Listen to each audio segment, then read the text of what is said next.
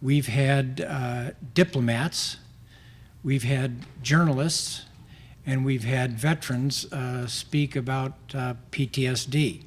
I don't know that we've ever had one individual who represents every one of those experiences, genres, as we do today. So Ron is an unusual person who spent 10 years in some of the most dangerous, devastated areas in the world, and wrote about those experiences in a cathartic way himself, and then realized that that was something that could be used to help others, and started a nonprofit veterans writing project, and now puts on free seminars for veterans to use writing as a way that's therapy for them. Ron, in his military career, started as a private, and 25 years later, retired as a lieutenant colonel. It's an honor to have Ron here with us today. Please join me in welcoming Ron Capps.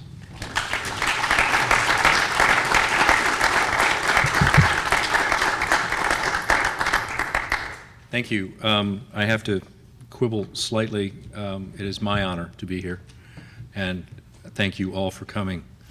It's my first time at the Marines Memorial. I have been spent my time walking the halls, just looking at all the exhibits and the beautiful photographs, and it's an amazing place. And I was on the 4th floor, and it's just Medal of Honor, Medal of Honor, Medal of Honor, Medal of Honor. And it really helps me keep into perspective the service of so many who have come before us, before me. And I know that 2 days from now, another Marine will go to the White House and receive the Medal of Honor, Kyle Carpenter. So I think we should all be watching when that happens on Thursday. I'm going to talk a little, and I'm going to read a little, and then I'm going to be happy to talk with you about some of my experiences. I joined the Army in 1983. I enlisted. I became a private. I was a forward observer in a light infantry unit. And, I come from a military family. My dad was a Navy chief. His father was a private in the Army in the First World War. We've traced, using web design, web programs, traced the family back through the Civil War and all the way to the Revolutionary War. We were on the winning side in the Revolution. Not so much in the Civil War. Win some, lose some, I guess. But so I went down and joined the Army, and I had a great non-commissioned officer, as I think many of us have had, who sort of pulled me aside one day and said, in that great way that most sergeants do, "You are never going to be a good sergeant." And I was shocked. Why? He said, "Well, you have no patience to train officers." So he suggested that I become an officer, because you're just, you're fixable, but not as an NCO. And so I became an officer. I was commissioned a second lieutenant of armor, went off to ride up and down the East German border on M1 tanks, and did that for a few years. And then was sent over into the Military Intelligence Corps, spent 9 years on active duty, and then the Army was getting smaller, and they offered the opportunity for a lot of us to leave. I left and joined the Foreign Service, but I stayed in the Army Reserve. And went off to a couple of Foreign Service assignments as a political officer for the State Department, and kept getting these calls from the Army, "Come on back, you're going to do this." And I was assigned to a Special Operations Unit in Germany. And then I went to a place called Kosovo. I was working as a consul in Montreal. And if you've never been in the State Department, everyone serves as a consul sooner or later, mostly sooner. It's your first assignment. They send you off to the Dominican Republic or Seoul, Korea, or someplace where people are just waiting in long, long, long lines to get visas to come to the United States. And you have about a minute to decide, I'm going to give this person a visa or I'm not. And you do that for 8 hours a day. It is visa hell. Well, I was in Montreal, which is a little bit better. It's a lovely place in the summer. But I wasn't really having that great a time, and my boss came in, and this was in the days when the morning read traffic was not on the computer, it was still in paper. And he slams this big stack of paper clipped together on the desk and says, "You should read this first one." And it said volunteer cable, and that is code in the State Department for we need people so badly, that your boss can't argue. If you'll go, we'll take you. And I was like you'd let me go. And he shrugged and said, yeah, well, we'd think about it. The guy in front of me could have been Osama bin Laden. I would have given him a visa because I was so happy that I had a chance to get away from this place. I would not have given Osama, just for the record. We knew who he was even then. I would not have personally given him the visa. But Mr. Singh, who was in front of me, did get his visa that day. So I called up and I said, hey, I will go to Kosovo. And the guy on the other end of the line, who has become a dear friend of mine, said, you're my new favorite person. So I went to Kosovo. And I have to admit to you that I didn't know what Kosovo was. I had no idea where it was. I didn't know what the word meant. I knew nothing about the place. But I wanted to go somewhere else, and so I was happy to go. There was a war going on between the Kosovar Albanians and the Serbians, and people were killing and dying every day. And I was happy to leave Montreal, but I really didn't know at the time what I was getting into. And I was assigned to a small team of a dozen Americans, 6 Foreign Service officers and 6 military officers. And we rode around in these big, heavy, up-armored Suburbans with young Kosovar Albanian women who worked as our translators. And the task was to serve as a military observer. The implied task was stop the killing. And I was supposed to go for 2 months. I ended up staying for 2 years. From July of 1998 till the late spring of 2000. If you read war literature, whether it's fiction or nonfiction, at some point early on in the story, there's a moment where the protagonist encounters war dead for the first time. Every story has this. Every war story is like this. Because it is a passage from one state of being to another.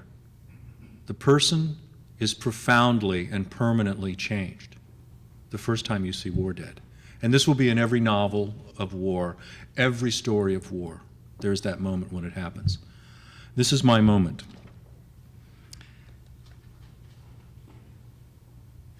Yellow. Their skin was yellow. They had dirt under their fingernails and their feet were dirty. There were 6 of them, all women, under the tarpaulin.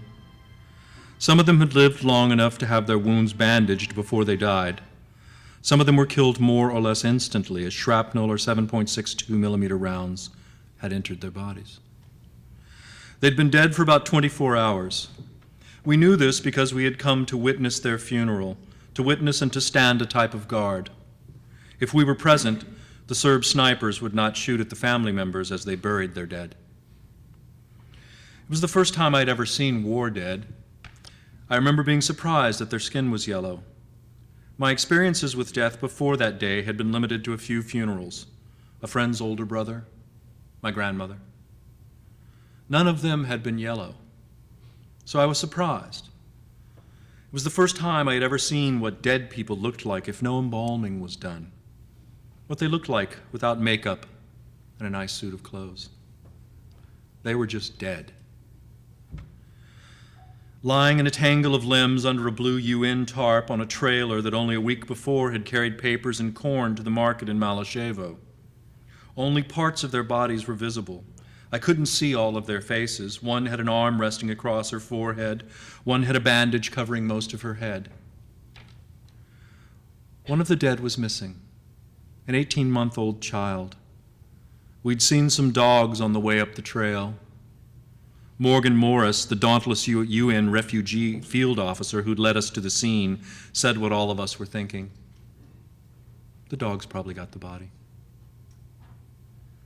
We had just seen the mother resting in a house in a village a couple of kilometers away. She had a bullet lodged in her upper arm. The bullet had passed through her baby, then through her breast before lodging in her arm. The father said the baby was killed instantly. The bullet tore the child in half, he said. He had dragged the mother away to safety. A doctor from the Red Cross was treating her wounds in a small house in the village. There were 10 women and a 72-year-old man in one stifling, airless room of the house. All of them had been wounded in the attack. They sat silently on the floor, their backs against the walls of the room, lost in their pain and their thoughts, waiting. We came in that day to this little village called Senek because the UN field officer had told us there'd been an attack. A few days before that, the Serbs had driven a tank up the road into this peaceful little village. And the people had not waited to see what would happen. Many of them had packed up their belongings on the back of trailers and driven their tractors and their Zastava cars up into this draw, a small valley not far away. And the Serbs shelled them with mortars and then sent an infantry sweep through and killed these 7 women and wounded these 11 civilians. So it was our job to document this, and we drove up and stood watch while they buried their dead. And then, as we were driving down the hill,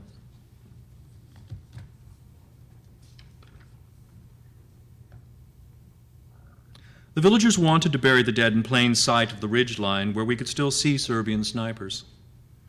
The land, they said, had been taken from them in the 1940s, and they'd reclaimed it in the 1970s. It belonged to these people, and they were going to be sure that the Serbs understood that. The women they were burying were born in this valley and had spent their lives raising crops in its fields and giving birth to their children in the small houses that made up the hardscrabble town. We'd parked our villages in we had parked our vehicles in plain view as a deterrent to further shooting. Certainly the Serbs wouldn't shoot at EU and US observers or the white and blue of a UNHCR vehicle. Nonetheless, I admit I was shaky about standing around at the base of the draw. The ground was hard and it took some time to bury the dead. The men worked with shovels and picks for about an hour to dig graves for the women. Afterwards, we stopped on the way out of the draw and used our satellite telephone to call Washington and tell the State Department's Operations Center what we'd seen. It all seemed very far away from that hillside. The officer on the line was a colleague, a classmate, and a friend of mine. Had it been someone else, I might have been more animated in my description of the scene, but Doug understood what was happening without my resorting to histrionics. 11 wounded, 10 women and one 72-year-old man, 7 dead, 6 women and 1 child. Yes, I counted them myself. Yes, we're sure they were dead. I verified it personally. I left out the part about the dogs. We made one more stop on the way off the hill. An old man flagged us down as we were leaving the draw for the village. He told our interpreter he wanted to show us something the Serbs had done. I glanced through the window of the house and saw a group of women sitting on the floor, rocking slowly, comforting each other. They surrounded the body of another woman. She was laid out on her back and wrapped in a blanket. Part of her face and head were missing. What remained was veiled in a colorful scarf. The man said a mortar round had exploded within a meter of her head. He held his hands out in front of his body to demonstrate the distance. The sitting women wailed in unison as he said this. He was the dead woman's father. Amid the crying and the smell and the flies, we listened to his story. Having felt safe enough in her house to remain there with her husband and children rather than moving up into the draw with the others, she decided to take some food up to her neighbors hiding in the small canyon. She was at the base of the draw when the attack started.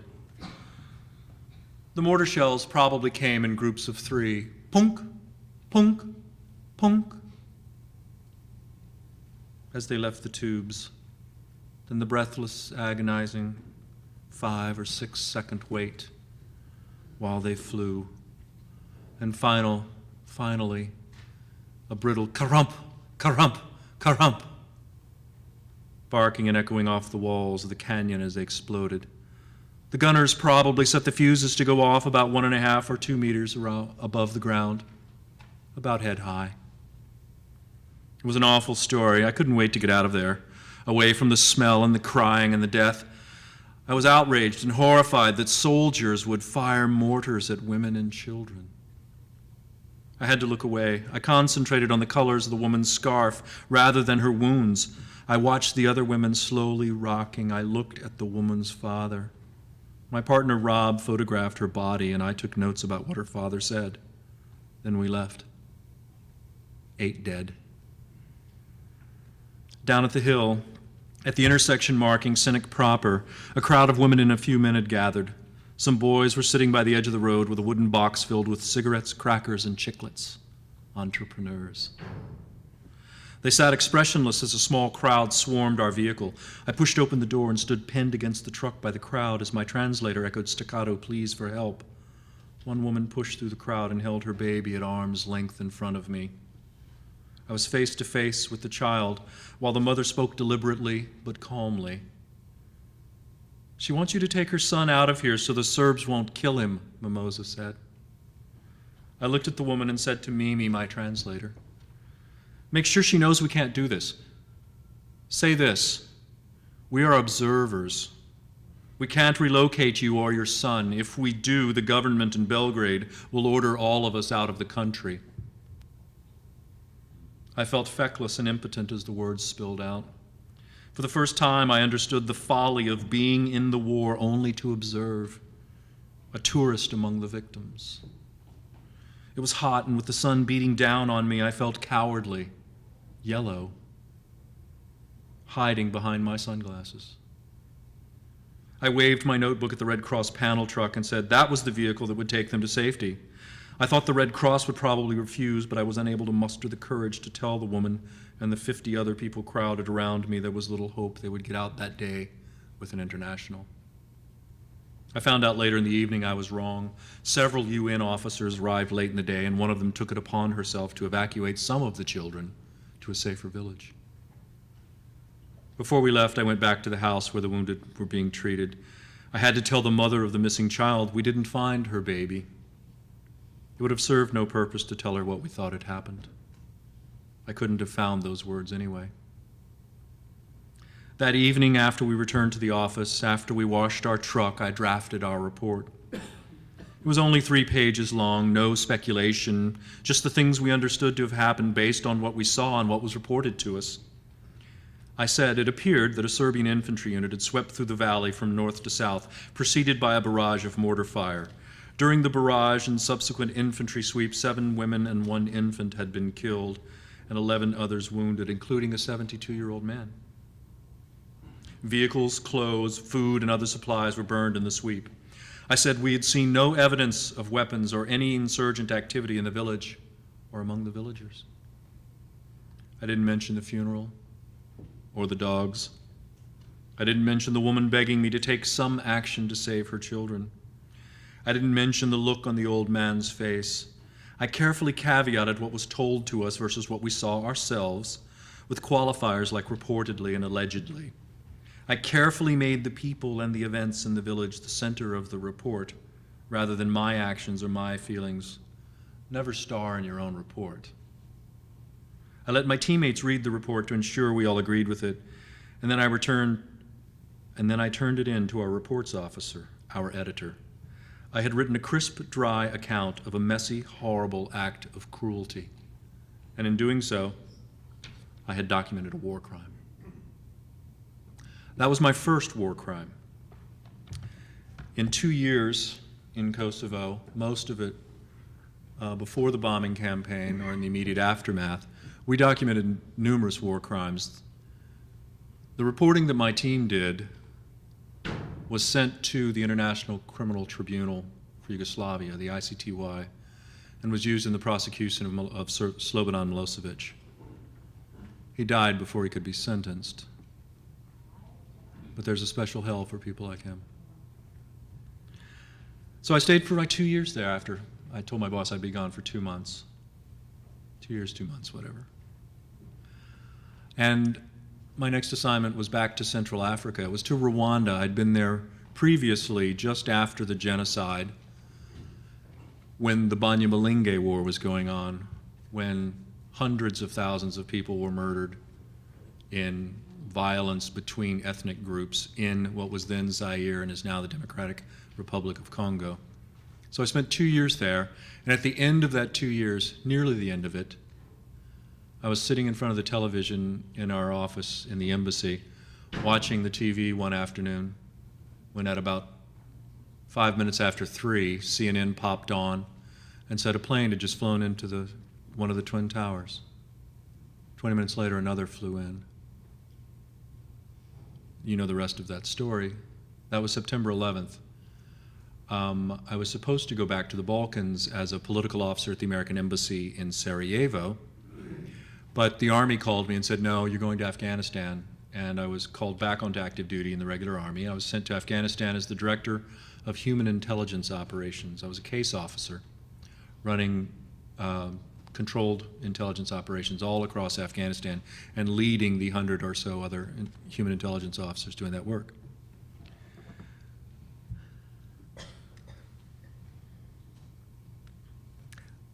I had spent about 4 or 5 years at that point documenting war crimes, documenting crimes against humanity and genocide, and had not taken very good care of myself.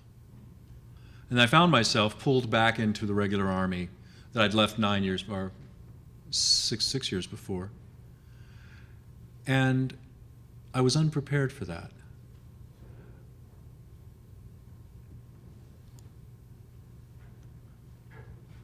In the cold pre-dawn, I can hear generators running and vehicles moving on the other side of the base, but it's quiet inside my tent.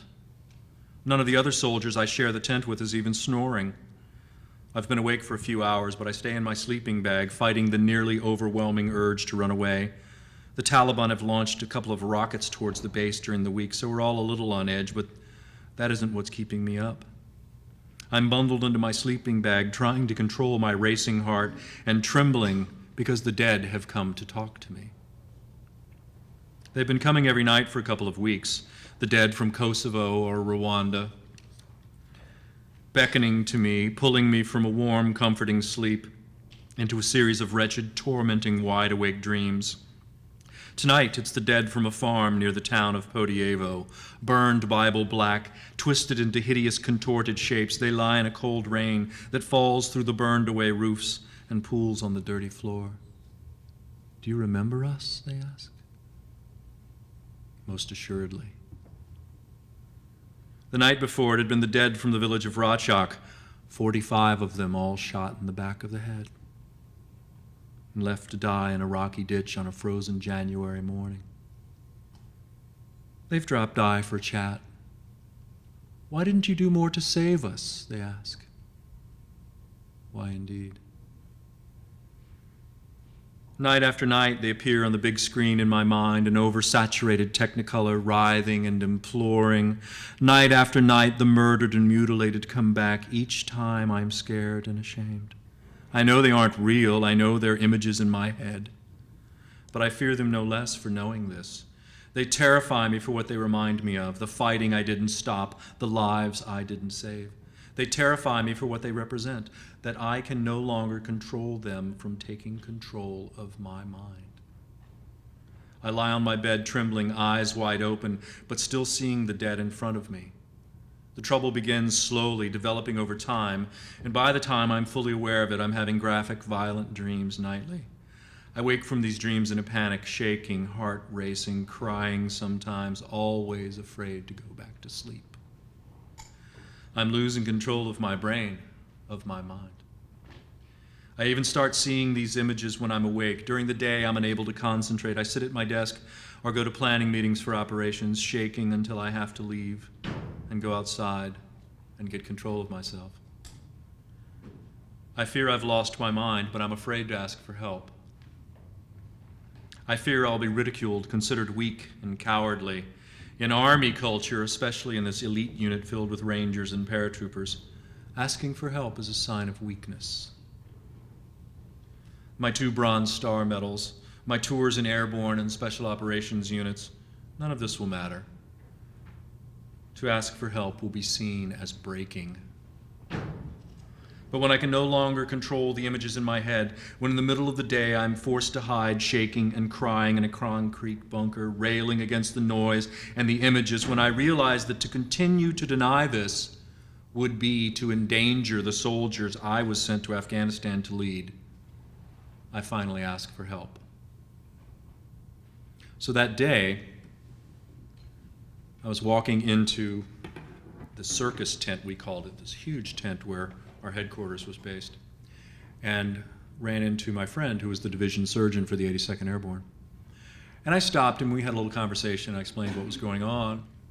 Like any good doctor, he listened for a while, put his arm on my arm. And he asked me the question that all military doctors have been taught to ask. Are you a danger to yourself or others?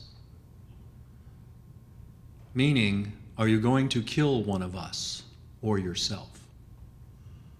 Because it's a war and everybody's walking around with a 9mm pistol on their hip and an M4 in their hand and lots of bullets. And he has to ask that question. He has a responsibility to me as a patient, but he also has a responsibility to the military, to protect the military, to get me well enough to go back into the fight as quickly as possible. And it's this duality that keeps a lot of people from asking for help, because they know that their presenting at a military doctor opens up a Pandora's box of possibilities. Yes, you may get treatment. Yes, you may lose your job. But I asked for help that day and I got it. I went on medication. I started going to talk therapy. The doctor assured me that he would keep my medical treatment out of my military medical records as long as I showed improvement, as long as I came to the therapy and as long as I took the meds. So I did that, and at the end of my tour I went home, took off my uniforms, put them in a duffel box, in a foot locker, and went back to my civilian job at the State Department, where I was assigned to a little cubicle about half the size of this podium, and was assigned to, they said, look, you better get a job right now or you're going to end up in Iraq. Okay, so they assigned me to the Office of Western European Affairs. Now, I know where Western Europe is on the map, but I'm not a Europeanist. I was an Africanist. And my very first assignment was to respond to an invitation from the American ambassador in Paris to the Secretary of State to attend a formal event in Paris. Okay, you're going to pay me to do this, I'll do it. And so I wrote this little note and I sent it up to the Secretary's office, and it came back, in about an hour, just marked up and just, no, you didn't get it right. Too flippant, I think was and so all of my colleagues began to go, oh, you're one of those. I was branded as a field officer, someone who was not good in Washington, and I wore it proudly. So I sent it back up, and it was too dour, and I started to feel a little bit like Goldilocks. No, it's too hot. No, it's too cold. And eventually I got this right, and this went on for about 4 months of me banging my head against the door of the bureaucracy and them laughing and going, you are so not a Europeanist. Thank you. And then some friends from my tour in Afghanistan walked in and sat down in my little cubicle and shut the door and said, we're going to Iraq. We're going to debrief terrorists. Would you like to go? Yes. Please, God, take me away from the bureaucracy. And so my boss yelled at me on the way out the door, even though she wasn't supposed to. And I went to Iraq, and I spent a few months there on a base that was so small. And if you've been to Iraq and you know how the military operates these days, you know that no one in the military these days actually cooks. That's all done for us. No one does the sort of logistics stuff anymore, except for driving the trucks and fixing the helicopters. All of that stuff is done by contractors. This base was so small, the contractor said, we won't go there. It's not worth it. So we actually had Army cooks, and it was a National Guard unit. And we were surrounding this group of international terrorists, debriefing them and asking them, what have you been doing for the past 20 years while you were trying to overthrow the Shah of Iran, the evil mullahs in Iran, and declaring war against the United States and working for Saddam. And they would give us this long list. I said, well, what would you like to do next? And every one of them was like, we want to go to America. And so I started asking them the question differently. I would say, where in Europe would you like to go? And they all said Sweden. And I was like, excellent choice. Always ask the question so that you get the answer you want, right? And while I was there in Iraq for the State Department, I get an email from a buddy of mine at my reserve unit back in Washington, and this is just after the Abu Ghraib scandal, and a lot of people were losing their jobs. And my job in the Army, again, I was a case officer, there are very few of us. And so when the intelligence officers start falling off the perch, your name moves up the list. He's like, you are next. You're going to Iraq. I'm like, dude, I am here, you know? The irony of this was so just, it was sweet. And so he goes, oh, hang on, let me see what I can do. So they made me an offer, and he said, if you will come back, we will give you your choice of 3 places. And one was, go to Mauritania. And if you don't know the difference between Mauritius and Mauritania, you should. Mauritius, yes. Mauritania, no. So it was go to Mauritania, go work at the embassy, and open up a brand new defense attaché office there. And I was like, Go back to the eastern Congo, where, 5 million people have been killed in the past 10 years. Tell us what's going on. Been there, done that. Or go to Sudan. And I'd always wanted to go to Sudan, so I volunteered to go to Sudan.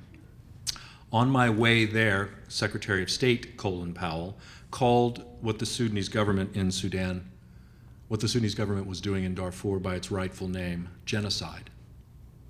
So I arrived in uniform the same day that the government of Sudan had said, no American military officer can speak to a Sudanese military officer. Well, I'm an attaché, so I didn't have much of a job. But like any good soldier, I found some work to keep me out of the office. Volunteered to go out to Darfur, where there was genocide going on. And I'd just come from Rwanda, Kosovo, Afghanistan, and Iraq. And I went out to Darfur, where there were 200,000 dead, 2.5 million displaced, and an active genocide going on, to try and stop the war. We were not very successful. Darfur is the size of Iraq, so that's the size of France. We had about 1,700 people, most of whom were enlisted infantry from very poor African countries, without logistics training, without peacekeeping training. A small number of helicopters with which we could fly around the country to do our investigations, and 2 sides, neither of which were done killing each other yet. So the genocide went on for the year I was there. When I arrived, there were 200,000 dead. When I left, there were 300,000 dead. I left because my wife had called me and said, your mom's in the hospital. The doctors say come home. So I spent a month at home watching my mom die. She died on a Tuesday. On Wednesday, I drove back to Washington from my home in Virginia Beach, from her home in Virginia Beach, sorry. I got a suit to wear to her funeral. On Thursday, I went to lunch at the White House with the Deputy Secretary of State. And then that afternoon, I drove back. We buried my mom on Friday. And on Monday, I showed up at my office at the State Department. I was unprepared again for what was about to happen. I was asked to go up to New York and join a team that was writing a training exercise for the unit I had just left in Darfur, the African mission in Sudan. So I did that amidst panic attacks and another horrible relapse of PTSD. I was absolutely convinced that some ethereal something was going to kill me and everyone else on the train every day when I rode to work. And I would get off the train and run back and forth like some scared little rabbit, panic, terrified of nothing. But I could not control my brain. And of course, then the State Department asked me to go back to Darfur, and I did. I went to a little town called El Fasher, which is the capital of Darfur. And El Fasher, you've heard of a one-horse town in the west. El Fasher is a one-camel town. It's just, there's not much there. I was there, actually, when the hospital got its first autoclave, one of the machines that sterilized instruments. In the western part of Darfur, in the western state of Darfur, there are no paved roads. None. Zero. So this is the world I'm entering, and it is one in which 300,000 people are dead. So I was in El Fasher in support of a United Nations mission to organize and run a training exercise for the African Union peacekeeper staff. I was the scenario writer. The three scenarios I wrote were roughly like this. A humanitarian emergency develops into a security crisis. Deal with it. A security crisis develops into a humanitarian catastrophe, which includes significant press interest from CNN and bad weather. Deal with it. The kitchen sink of problems arrives sequentially. Deal with all of them. The Amos staff had an officer on the UN team who'd helped with the details of the scenarios. He had the plots and he knew the solutions. He also gave these to his colleagues on the staff, and they still failed. They were utterly unprepared for this mission of stopping a genocide. Personally, I was failing too. I was falling apart, in some ways worse than I had in Afghanistan.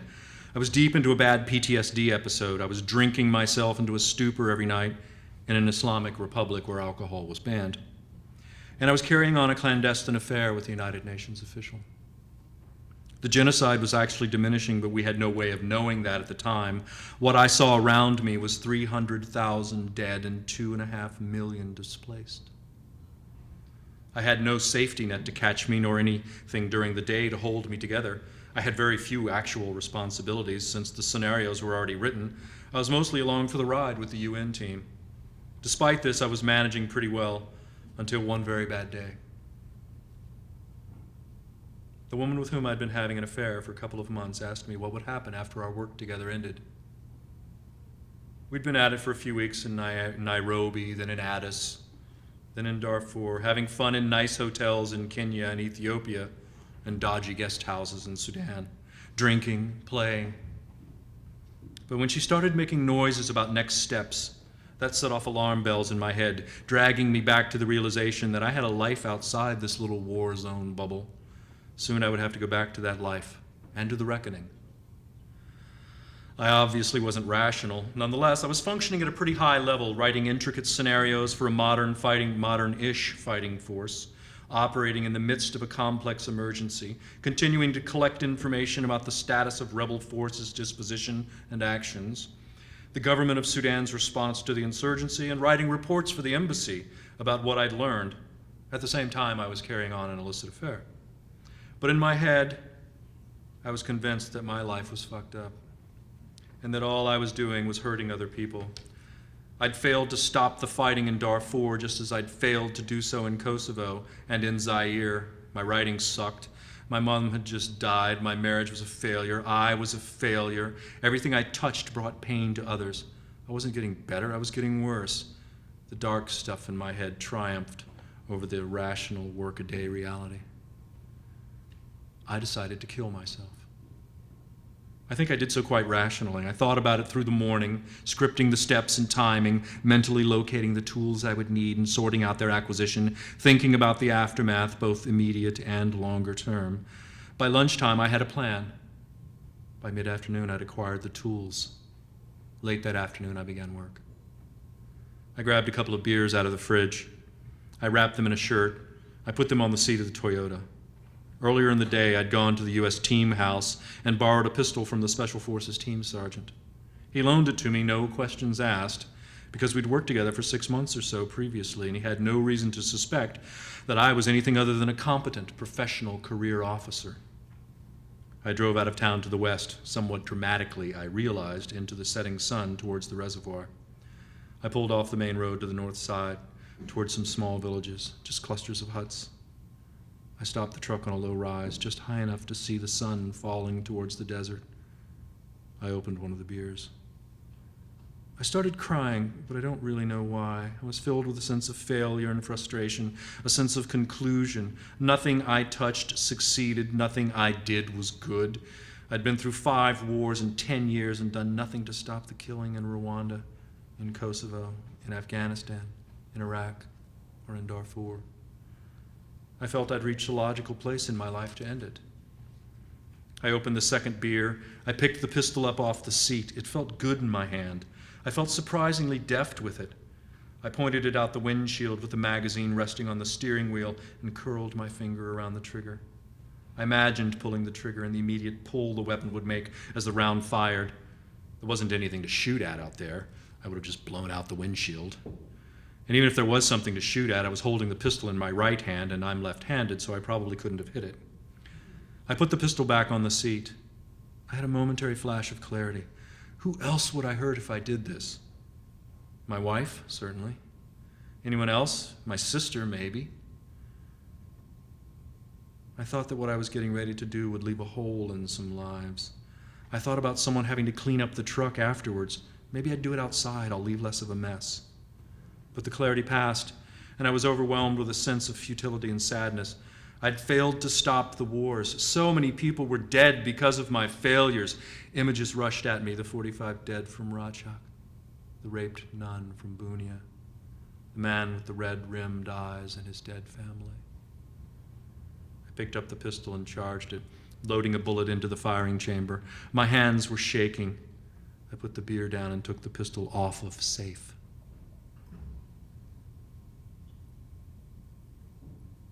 I was ready. I was sobbing and talking to myself, to the spheres, to no one. The pistol was ready. I shifted it to my left hand. I looked at it in my hand, lying partly on my lap, and pointed down a bit. I took a deep breath to calm myself. Then the phone rang. It scared the hell out of me, and I jumped. I almost pulled the trigger, which would have been highly ironic, to shoot myself in the foot while preparing to shoot myself in the head. I looked at the phone lying on the seat of the pickup and saw that it was my wife calling from Washington, D.C. Was this serendipity, karma, luck, or just uncanny timing? With my thumb, I put the pistol back on safe and laid it on the seat. While I talked to Maureen for a few minutes, I stared out through the windshield and watched the sun setting over the rocky brown desert of Darfur. The ringing phone had broken the spell. After the crying and the shaking, the moralizing and the justifying, the calming of hands and nerves, the intense focus on the immediate act of charging the weapon and then taking off the safety and preparing to put the barrel into my mouth. A ringing phone pulled me back from the brink. So that day, I drove back to the Special Forces team house where I'd spent so many months. I handed the pistol off to my friend, the team sergeant. A few weeks later, I was medically evacuated home at my own request from Darfur. On my way out, I wrote a cable back to the State Department explaining how bad our policy was in Darfur. I called it Darfur, Who Will Apologize? The idea was that after the United States and so many other countries had failed to take action in Rwanda in 1994, 800,000 people were dead. A few years later, President Clinton flew into Kigali and at the airport made a speech in which he apologized for our lack of action. I said in this cable that then U.S. policy in Darfur was likely to lead to failure and that many, many more people would die. And I speculated who would be the American president to apologize to the people of Darfur. I sent the cable off. I got on the plane. I went home. I went into an office in D.C. in Washington that was a little better suited to me. It was an office full of introverts. Now, the joke around the State Department is that you can tell the introverts from the extroverts because the introverts will stare at your shoes while they talk to you. So you can imagine what this office was like. Just full of introverts. And we were doing analysis and writing long papers for the secretary about Africa policy. And I was writing about Darfur and Chad and the wars there. And I spent a number of months going into treatment. I did another short temporary duty trip to the Chadian border. The Sudanese would not issue me another visa. I went to Chad, spent 4 months running around in eastern Chad. Came back, and through a series of, I hardly know how to describe it, through a series of events, I lost my security clearance. I was a senior Foreign Service officer, been nominated and accepted to become a deputy chief of mission. I was lieutenant colonel in the Army Reserve with numerous combat tours behind me. and my security clearance was pulled. Some of these investigations go on for 6 or 7 years, and I was unwilling to put up with that. I had my 25 years of service, and I said, thank you, and I walked away. I retired from the Army, I retired from the State Department rather than fight. I was tired, I'd done enough. I went to graduate school again, got a degree in writing, and while I was driving home one night from class, I was using your money, your tax dollars, thank you very much, under the GI Bill. Thank you, Senator Webb. To go to graduate school, and I thought, well, I should do something with this. I felt a little guilty, and I thought, oh great, you're going to be a better writer. Woohoo! Now what? And the idea came to me to give it away, that I should share everything I'd learned in graduate school with others. So I created an organization called the Veterans Writing Project, and we are a nonprofit based in DC, and what we do is give away what we've learned. We are veterans serving other veterans. And we give away what we've learned as working writers in graduate school and veterans to others in the hope that they will have the skills and the confidence then to tell their own stories. And we've been doing this across the country for 2.5 years now. I'm sorry, 3.5 years. And we also publish a literary journal called Oh Dark 30. You can see it online. You can get hard copies if you like. And I'm happy to talk about that later, but let me tell the last bit of this story. Because I did go back into therapy, which I very much needed. And I sought that care through the VA. And with all the news about the VA, I'm sure we'll have a chance to talk about it later, but I went to the VA Medical Center in Washington, D.C.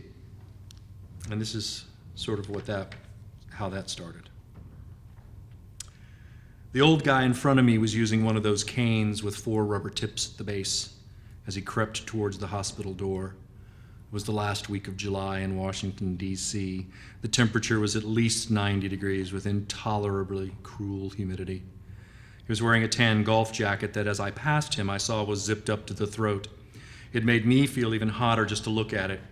At least he had a ball cap on, one with World War II veterans stitched across the front. That would keep the sun off his head. Like me, he was carrying a large brown folder. Mine held my medical records, some service documentation like orders and award certificates and notes from my combat deployments. It was my first visit to the VA hospital. The Washington VA Medical Center is as charmless of building as one could imagine. A big white box in the center of half a dozen parking lots that are constantly in overflow. In short, it looks like most big hospitals in any major city. And in many ways, I suppose it is like any other hospital, filled with the sick and infirm, healthcare and administrative staff scurrying about, bad coffee. But in one very important way, it is entirely different. It is the place where combat veterans enter the system for the treatment of wounds, both physical and psychological. Walking in from the parking lot, I started to feel all the sensations, the stress rising in my gut, my vision focus narrowed, breathing short and irregular, the memories of 5 wars and images of the dead hovering just off stage. Inside the door, there was an information desk with a guy in a wheelchair behind it, wearing a DAV piss cutter cap. He looked me up and down, no doubt making some sort of judgment about me. I could not imagine what it might have been. I stammered a bit, explaining I'd come for my first appointment. My hands were shaking, so I held them down below the edge of the counter. He quietly told me where the registration office was and pointed the way. Walking through the lobby, I imagined everyone was looking at me thinking, look at the psycho boy, home from the war and broken.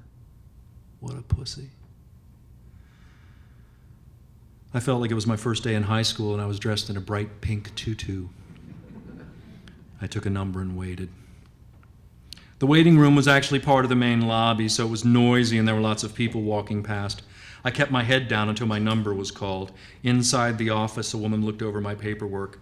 I'd brought some of my DD-214s, the document that details a veteran's military service, showing training, awards, and decorations, combat time served, etc. Then she started entering my data into the system. She was perfectly pleasant and did a good job of ignoring my symptoms until she asked if I wanted to go to the emergency room instead of the green clinic. Maybe I should have. At my psychological screening upstairs in the mental health wing, away from the general medical patients, I was interviewed by someone new to the system, maybe a recent PhD graduate, with a more qualified, I assumed, supervisor attending. I had to detail all of my problems in full. I started at the beginning in Rwanda, and then to Kosovo, then Afghanistan, and my treatment there for PTSD, then Iraq and Darfur and my failed suicide attempt, and on through the drive to the hospital that morning. Staring at the floor, wringing my hands, I quietly described my memory loss, my unbridled fear and anxiety, my inability to control the images of the dead appearing in my head at all hours of the day and night, my weird hypervigilance issues. I even include the wholly irrational things like getting lost in my own neighborhood, going to the grocery at midnight because no one else will be there, my anxiety while driving because I can't control what that lunatic in the Lexus is going to do, and why the hell doesn't anyone use turn signals anymore? At this point, the supervisor snickered. There was an ugly silence in the room for a few seconds, with only sounds of the air conditioning blowing through the grate of the wall and someone's heels clicking down the hallway outside the closed door. I looked up. The interviewer looked stricken, and her supervisor quickly looked down at her notes. Shame welled in my throat and my eyes. My humiliation was absolute. Even the doctors were laughing at me. Welcome to the VA, psycho boy. Thank you very much.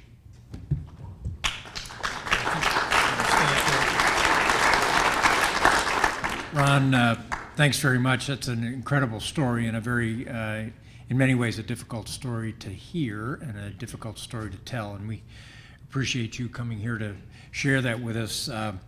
Actually, one of the folks here with us said, "Dear Colonel Capps, thank you for your service and for the humanity you bring to it and the intelligence with which you share your experience for those of us who enjoy the privilege of a comfortable life in light of your communication skills and your analytic skills and your profound sympathy for others."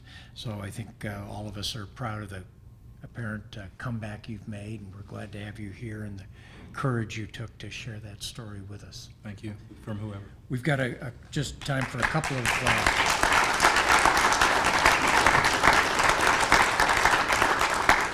questions. Ron, one is, what can be done to protect civilians through the UN or others? Atrocities are still happening today. 1,700 were recently killed. I think they're referring to northern Iraq with the Sunnis.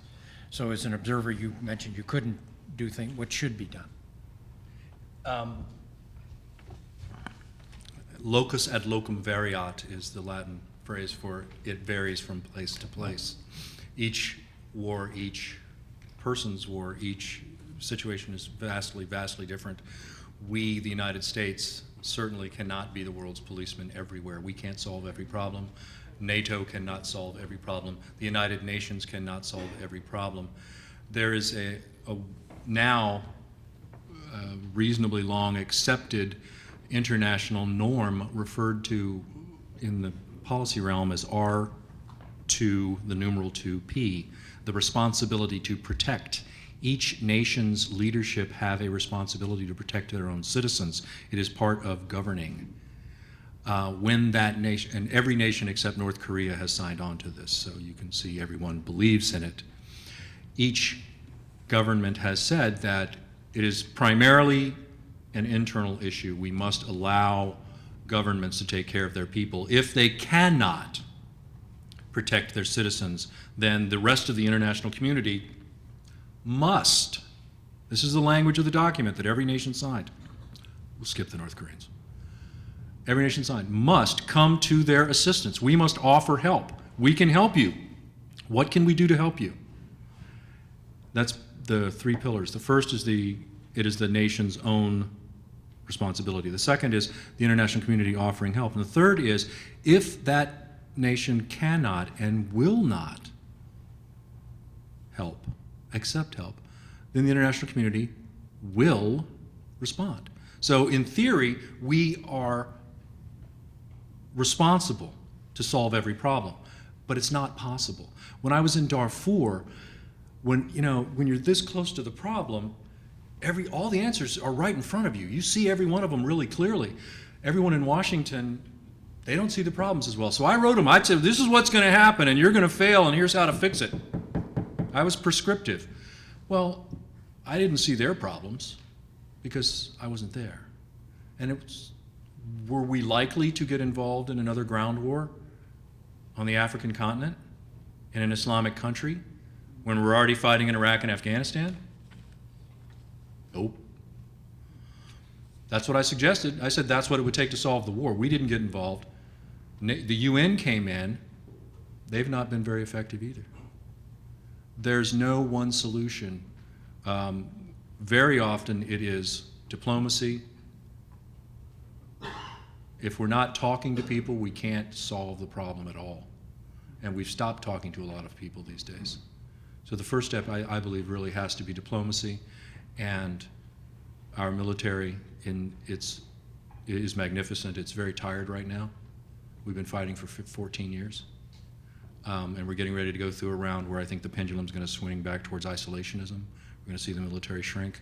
Hopefully our diplomatic corps and our USAID missions we have about 7,000 foreign service officers. That's not enough. Be nice if we could increase that. We really have to talk to people before we can do anything else, I think. Ron, what changes should be made to reporting and treating active duty PTS to protect careers and other soldiers? I think they're referring to your experience and a lot of it's already happened. Question 21 on the security clearance paperwork. When you fill out your paperwork to get your clearance, it is, not surprisingly, an incredibly long process. And there's this question on there that says, question 21, is it, have you ever been treated for mental health disorders? And if so, list them.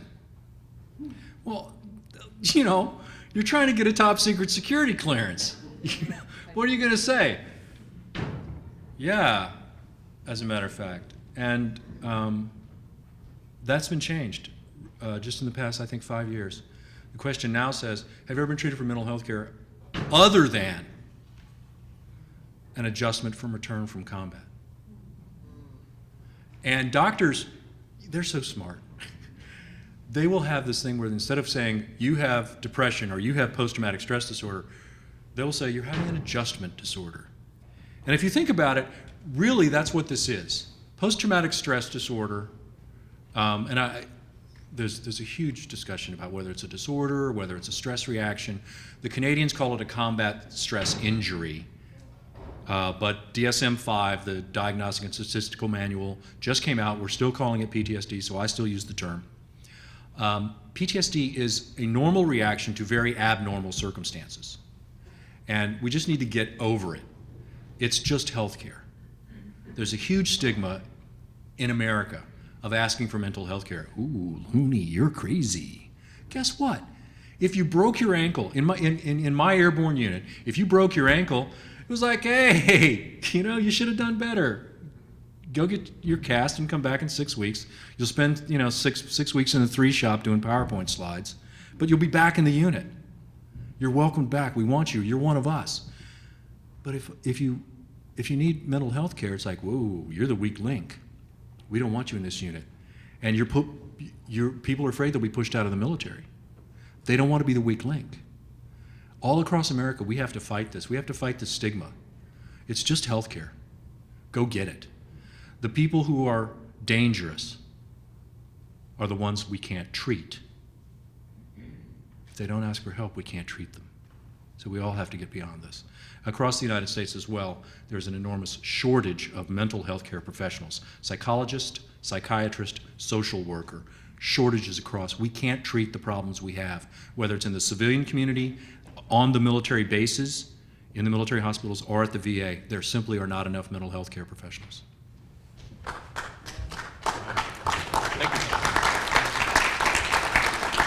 Ron, thank you very much. It's certainly, I think, healthy and helpful for all of us to hear someone like Ron talk about his own experience and his own traumatic comeback from PTS. So thank you, Ron, very much for joining us. Ron will be up here to sign books. We have our folks from Books, Inc. over here, a local independent bookseller. Certainly encourage you to get a copy of the book, which you saw the narrative. The entire book is as well written and as compelling as his narrative, and Ron will be up here to sign books. Thank you very much for joining us. Thank you. Thank you.